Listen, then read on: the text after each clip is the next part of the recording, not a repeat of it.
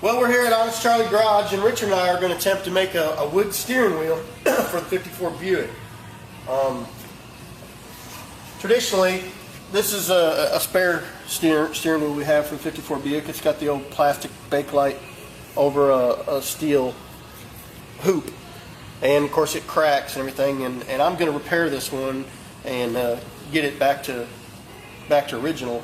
But we also thought we'd take our extra steering wheel and do a wood hoop with it. And Richard's got it over there. Most steering wheels that have wood on them are usually a flat stock, and two pieces of wood are sandwiched on them, and then rivets put through them, and then ground and routed. This is going to be a little bit more difficult because we're going to take two discs like this, which we've glued up, as you can see over here, and then we cut it. Took a simple hand router and made a jig, and we're going to cut a complete circumference both on the outside and the inside, so we'll just have a single hoop. And then we'll use a plunge bit and we'll route a channel dead center, which you can see right here, and hopefully we'll be able to set the hoop inside that channel. It'll have a half of the thickness of this hoop, and this one will too, and we'll sandwich them together. We'll glue them and clamp them, and then we will route them 360 degrees all the way around it, and then it'll be hand sanding. So that's where we're at now. I noticed something, an issue that as I was putting this together, I thought, well, I've got a lot of end grain here, and I'm not sure if that'll look very pretty. So part of the steering wheel, you see there's long grain, so we'll flip-flop that. So part of it will be long and part of it will be the end grain.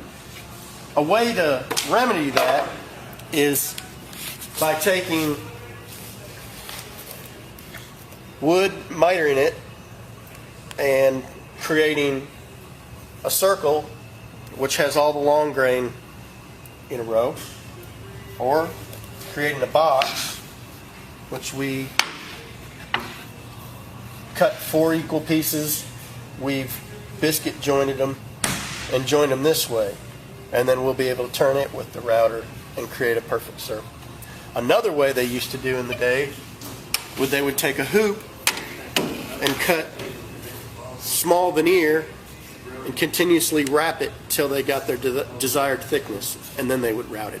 This is the most time consuming but yet the strongest, and it lets you do a lot of neat things. You can take maple and then go to walnut, back to maple, and then create a pattern in your wood. So that's just one way of doing it, and I will be making a wheel like that in the future. So I guess we'll get at it.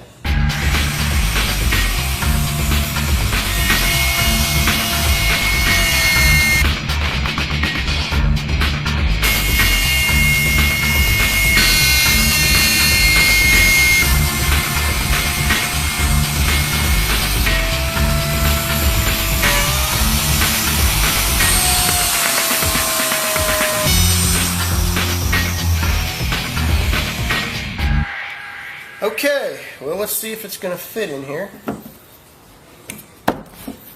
And that's basically what we want to do. I'm going to have to go a little deeper,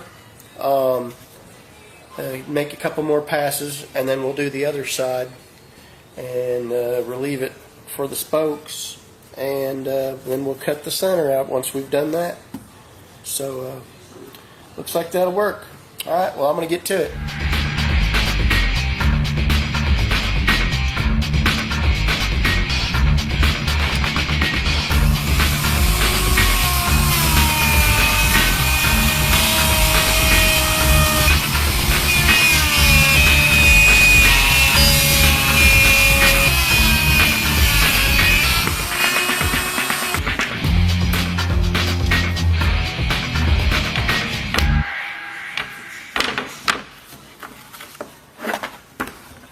Got our rough hoop. What I'm going to do is I'm going to route all 4 corners with a round over, getting close to our profile that we want, and then I'll glue it together, and then from there on it'll be handwork. So we'll put these two pieces together, clamp them, and route it.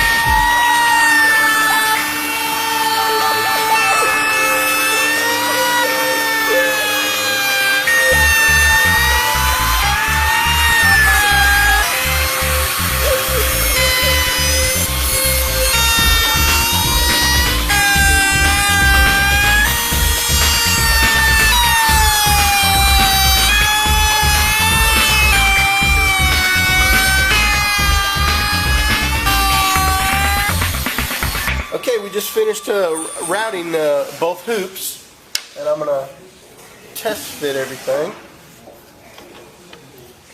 I had to relieve this here. Did it with a chisel and a hand file.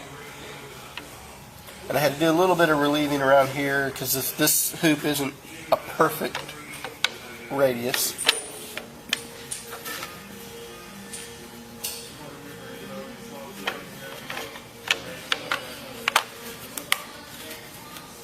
So that fits pretty good.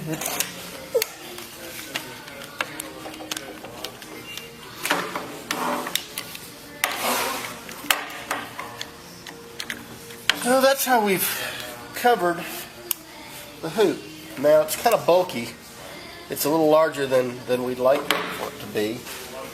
What I'm going to do is I'm probably going to put some dowels in here and take the hoop by itself without the wheel in it. And we're going to set the router table up. Okay. And I'm going to go to, this was a 1/2 inch round, I'm going to go over to the 3/4 and try and get this hoop closer to an actual steering wheel. This is a little thick for this type of car. So hopefully after a couple passes with the 3/4, we'll be able to get it the diameter that we'd like.